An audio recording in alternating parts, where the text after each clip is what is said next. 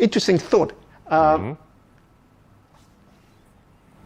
Why can't you buy Ryobis at Sydney Tools? That would be because it's a cheap tool, and Sydney Tool has high quality tools, apparently. Really? But they sell as much Ryobis as, what's that bloody tool they sell at the Sydney Tools? That Milwaukee shit. Milwaukee shit. Yeah. Excuse me. Yeah. Milwaukee. Yeah. Yeah. Why can't you get Ryobi at Sydney Tools? Well, that would be Ryobi's target market. I would say would be weekend warriors, which is what we call like a handyman or someone who just does a little bit of work on the weekend. Okay. You're non-professional. All right. And Milwaukee builds tools that are like made to last, industrial strength for your professionals. Hence the prices being different as well. Okay. Now here's a marketing concept for you, right? Right. I talk about markets, right? Yep. You know what a market is? Yes. Can be What many is a things. market? Can be many things. Well, It's a place to barter, to buy and sell, to trade. Yeah. I know Petty's Market, just down the corner, right? Yeah. Now, if you had a set of Milwaukees, Yes. okay? I do have a set of Milwaukee. Yeah, you do, but you should have cash, right? And you go, okay, I should get some money for it and sell it, right? Mm-hmm. Okay, you got a choice, Right. right? You understand Petty's Market. You know what Petty's Market is? Yeah, it's a place to buy and sell cheap goods. Yeah, people expect cheap stuff, right? Yeah. Because go to Petty's. Now, you can go to Petty's, Yeah. all right? And you got a set of Milwaukees, Yeah. okay? And there's a dealer in there who buys and sells, right? Yeah. Okay, so that's where you can get rid of your Milwaukees. Do you expect a good price? No, I do Why not? Because it's cheap gear. People are going to want a cheap price. People who come to Paddy's expect cheap. They don't expect high quality. They expect a deal. All right. So you've got a set of Milwaukees, which is high value, right? You're going to Paddy's Market. It's a market, right? So are you going to the right market? No, you're not. You're in the wrong market. Well, it depends what you're trying to do. Yeah. If you're trying to get good value for your tools, you're in the wrong place. If you're trying to get something, you can get something. Yeah. So if you just don't care, you're just so desperate. Is it like I got a $1,000 Milwaukee, right? This guy's going to pay me $200. It's better than nothing. So I'm really desperate. Yeah. Right. $200 is better than nothing, right? So you sell your Milwaukee. Okay. Say it's you. You've gone in with your Milwaukees, right? Yeah. You go. Where am I? I'm at Paddy's? Paddy's. Yeah. Paddy's, you just don't know anything, right? Yeah. You just say, I got this thing. They wanted to sell it, right? Yeah. I don't know where to go, and everyone tells me the markets. Go to the markets, right? Yeah. So the markets, Petty's Market. You go to Petty's Market, right? Right. So you're going to this dealer, right? It's $1,000. You've sold it for $200, right? Awesome. You reckon I'm that's a desperate good deal? for that money. Depends how desperate I am for that money. Right, yeah. Now let's discuss something called opportunity cost. What is an opportunity cost? Well, in that case, my opportunity to sell the tools that I have, there's only one opportunity. I can't sell two sets of Milwaukee. That's right. Yeah, you've got one. Yeah. So it's either I sell when I sell it to Padstow Market or Paddy Markets. I can't sell it to anyone else. Yeah. And say for instance, hypothetically, right? You're there. You got $200 from the dealer, right? Yeah. And a guy walks past, and he says, "Mate, I've just been looking for a set of those. Yeah. How much did you sell them for?" $200. He said, "Mate, I would have paid you $500 for it." Yeah. Then I would ask the guy, "Can I please have my tools back?" And you know what he'll say? He'll say no. And that's opportunity tools, cost. yeah. Right. Now, we're roofers, right? Yeah. And I don't think a lot of roofers know that concept of lost opportunity because they don't understand marketing. They don't understand which market they should be in, right? Right. Okay. And any instances where you've gone in and done a quote? Yeah, okay, so I'd say an example of this, a non-metaphorical example of this, would be that you go to a client and you know the value of the skill and you know the cost of the job, and you go in and you give them a price, and they're like, I've had someone else just come in. I had a few quotes, and Yes. one of the quotes was, say, $600 less. Yes. Right, and you're like, if I was to go, I can lower my price to meet that, then I'm lowering my actual value. Correct. Yeah, you're saying that I'm not really worth what I say I am, all right? I can lower it because I'm going to make me as good as the other guy who's given a And the cheaper other price. guy who's probably priced the job isn't aware of the actual cost of the job or what's involved. Maybe he's just, you might be competing with just a local handyman. Yeah. Right, and then He's you're got no now- idea. He's got no idea. So you're actually opening yourself up to a whole lot of problems just because you're that desperate to get that job.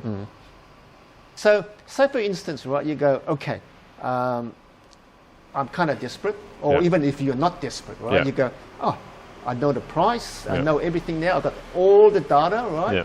and I'm going to go zoom in, I'm going to get this job, right. Yeah. So you've got the job, and you go, shit, I know I've underpriced it, right, but Yeah. I've got the job anyway, Yeah. right. And then you go and do another quote, and then the gentleman goes, and he goes, yeah, no problems, happy with your price, right? Yeah. But the thing is, I want it done tomorrow. Yeah. And you've gone, hang on a minute, I can't take you on because tomorrow I just committed myself to this other job Yeah. that I know I've underpriced Yeah. on, right? So that's what I mean by opportunity costs. So in a market, in a marketplace, it's where you want to exchange value, right? So if you come into the market with a certain value, you want to exchange it with someone who's prepared to pay at that value. Yeah. You don't want to be exchanging it with someone else who's prepared to pay at a lower value because that doesn't make sense. That's what market is about. You gotta know your market, right? Yeah. And then you gotta go in knowing your market, and you have to find someone who's willing to exchange at the value that you're prepared to sell your services. So I guess an important part of that would be knowing your actual value, knowing the costs of the job, the materials, having a good grasp on how much movement you actually have. Yes. Because you could, if you just jump down and say, yeah, I'll meet that guy's price, just up it a little bit, you could be, if you're not aware of actually where you are on your pricing scale, you could be undercutting yourself massively. You could actually be losing money on the job. Correct. And Because you're not competing against the price, you're competing against, so you've based that price based on your knowledge, your skills, the that's time right. that you've put in. Yeah.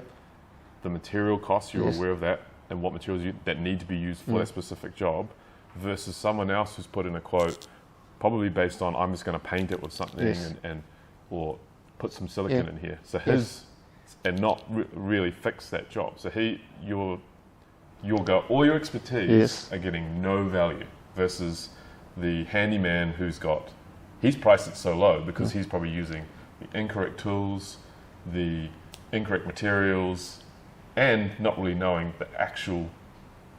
how big that job really is.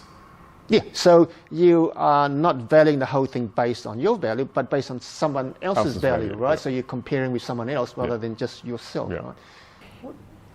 Is the builder market like Petty's market? Okay, let me rephrase this. Yeah. Okay, what about, so in this metaphor, let's say that you've got your three markets. Say you've got Paddy's Market, Yes, you've got something like Bunnings, yes, and you've got, say, Sydney Tools or Okay, something like that. yep. Now, all of these guys have a different market that they're selling Yep. to. Paddy's is selling to the cheapest they can get, yep, and the people coming in, they're expecting the cheapest. Yes. So their expectations are low. okay, The people who come into Bunnings are wanting a fair price, yes, and they want a fair job, but Yes. their expectations aren't high. They're Yep. expecting the best, but they're expecting Okay. something that will get them through. all right, And then the Sydney Tools, Yep. people come in there, they want the best job. Yes. The best tools, something that's going to Okay. last a long time Yeah. and going to meet higher expectations. okay, that's a good analogy, yes, So you as a roofer, you've got to decide which market are you selling to. Now, Paddy's, I would say, is probably more a clientele like your builders, people who've got lots of work, but all they want is they want it done quickly and as cheap as possible. They do not really care about the quality. But if you're going to give them good quality for cheap, yeah, they'll love that, right? It's just like they want a deal. There's like everyone coming to Paddy's. Everyone in Paddy's wants a deal. They want something really good for no money at all. Okay. Then you've probably got in your Bunnings, you've probably got, you get a strata. Yeah. You've got property managers. Property managers, stuff, real estate agents, something like that. They want to kind of get a job. They're still going to whip you a little bit, and they're still going to want that price tight. Yep. There'll be certain residential people like that as well who are just, they want to finagle you a little bit on the deal and tighten you down. And that's the Bunnings kind of clientele. And then you've got the Sydney Tools, which would be people who want a job done and they want it done right to a high standard. And those people expecting that to cost money and are happy to pay that money because they want it done one and done. Just like buying a tool. Sometimes you want a tool that you want to always be able to rely on. You buy that, you invest that extra money into that. If you want something that's just going to last you a couple of months or get you through one job, you don't throw a whole lot of money on it, and you go down. So that's how I would probably. Okay, great. And which market do we operate in? You think? Sydney Tools. We dabble sometimes in Bunnings, but I'd say Sydney Tools is mostly our market. Correct. Yeah. So if you want just to feel your worth, not only make money, but just feel that people are paying you for what you are, for your full value, right? And I'm going to expect, being Sydney Tools, you're going to expect people to come in and look at the tools and go, it's too much for me. That's right. Yeah, and we don't want and you're not going to go like, come on, I can offer you a deal. No, you're going to go like, this is the price, you go to and Bunnings. this is the value of it. Oh, you go to Bunnings or Paddy's or something like that. But we are like Sydney Tools, right? Yeah. We know that you expect the best, right? And we're going to give you the best, right? And that's the market that we're in, so we understand the market, right? Yeah. So the pitfall for, I think, that's my opinion here, because I started that way, right? Because when I started roofing, I go, give me any roof, I'll go and do it, right? Builders doesn't really matter. I just want work, right? That doesn't really matter, right? I didn't understand the market because operating those markets meant that I was just always behind, right? Trying to catch up. Until I knew how to market and what market to operate in. Right? And now that we understand the market, and which I don't think a lot of roofers do, right? Because it's through hard knocks that we've understood how to market ourselves and which market to operate in. That we are in the Sydney Tools market, and that's the market that we want to operate in, and it's. For our own well-being, it's good because people value what we give them. Right? And not only that, it gives us the incentive to always upskill so that we always get better. And as we get better, we can charge higher prices, right? And it means that we just value ourselves, and our value goes higher and higher and higher, and we can charge more, right? And we can work in the top echelon market, not down the bottom.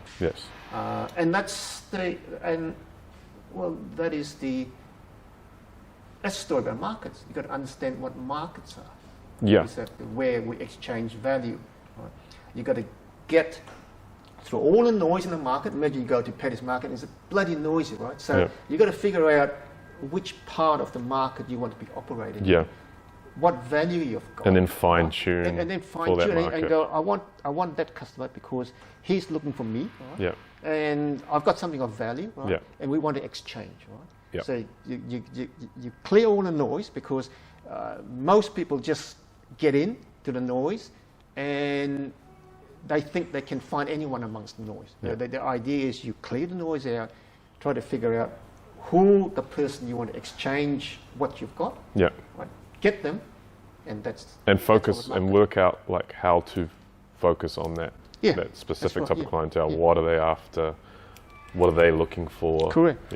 And then make the changes in your business that's going to attract that type of clientele. And it's like it does the roofer or the business owner a hell lot of good because it keeps raising his standards. Because he is targeting a market that wants the highest standards. As you know, as you get better, you feel better.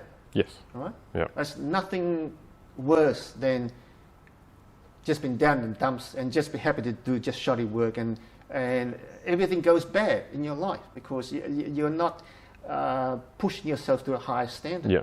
And the whole idea is we push ourselves to a higher standard, right? Because we want to look at people who expect a higher standard and say, I'm here. Yeah. Right? That's me. If you want a higher standard, that's me. Okay. And that's the market. It's the market we want to be in. That's the market we want to be in. That's the market that most people should be in, Yeah. because you don't really want to be working down the bottom. Yeah. Right? And because there's no growth, there's no future. So that's kind of like part of what we want to do is help people find their correct market and how to angle into that a bit more. Okay. The use of mobile devices. Everyone's on their phones nowadays. Right? So if they want to look for something, they go to Mr. Google, they Google them, right? And everything's on their phones. Yeah. Right?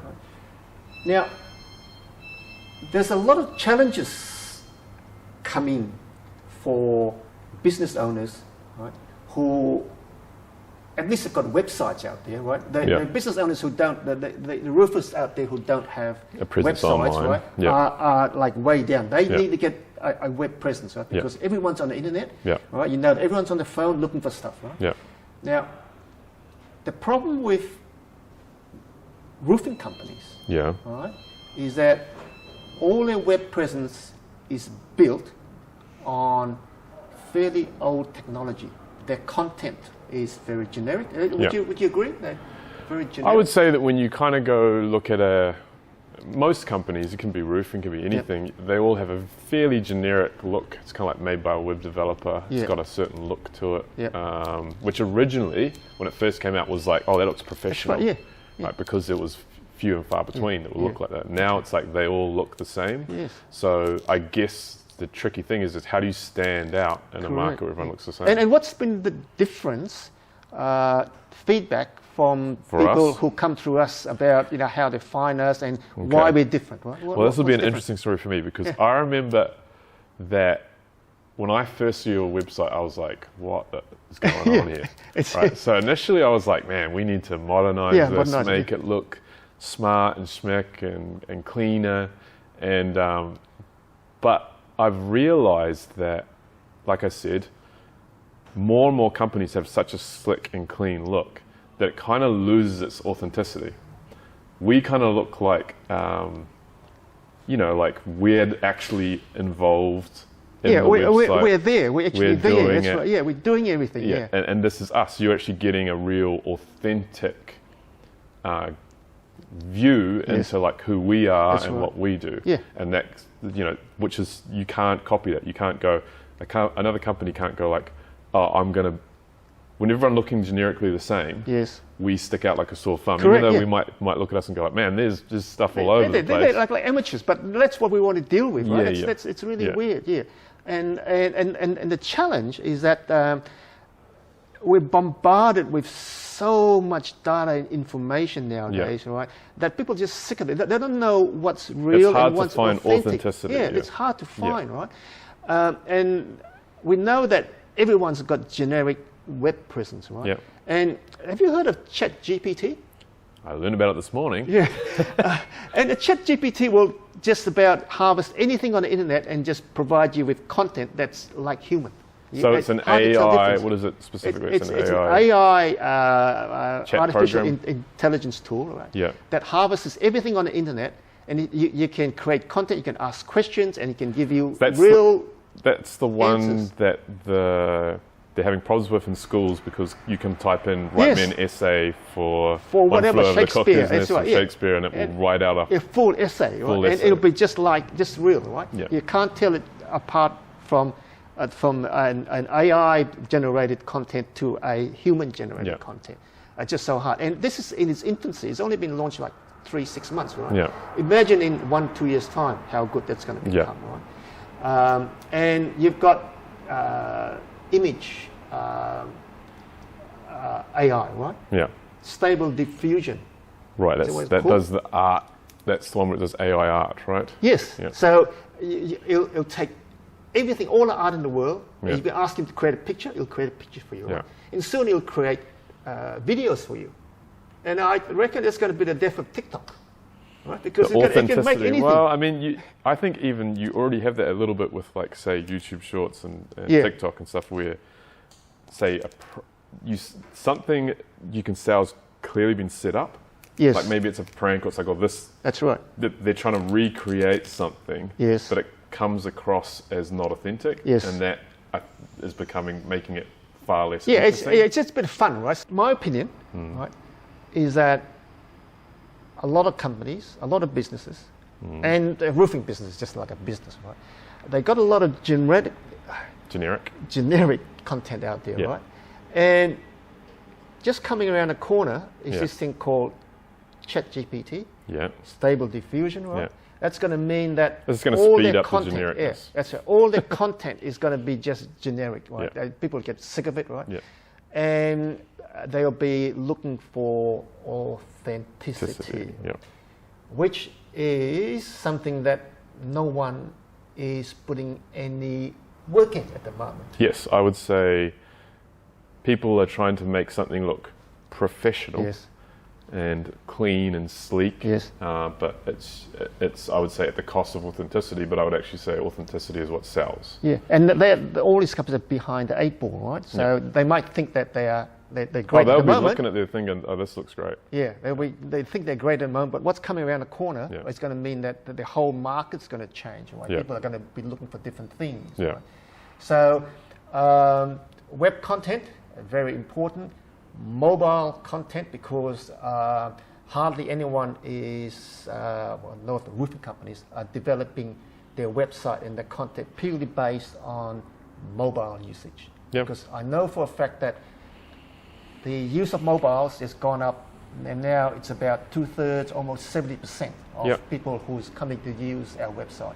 Right? Everything's on mobile, so you have to design your website and all your presence on mobile, because everyone is going to be reaching out on mobile, not on a desktop anymore, on mobile. So companies who don't do that, they're going to be behind the 8 ball. Companies who rely on generic content are behind the 8 ball. So look out, guys. Big change is coming. Big change is coming. Big change, yes.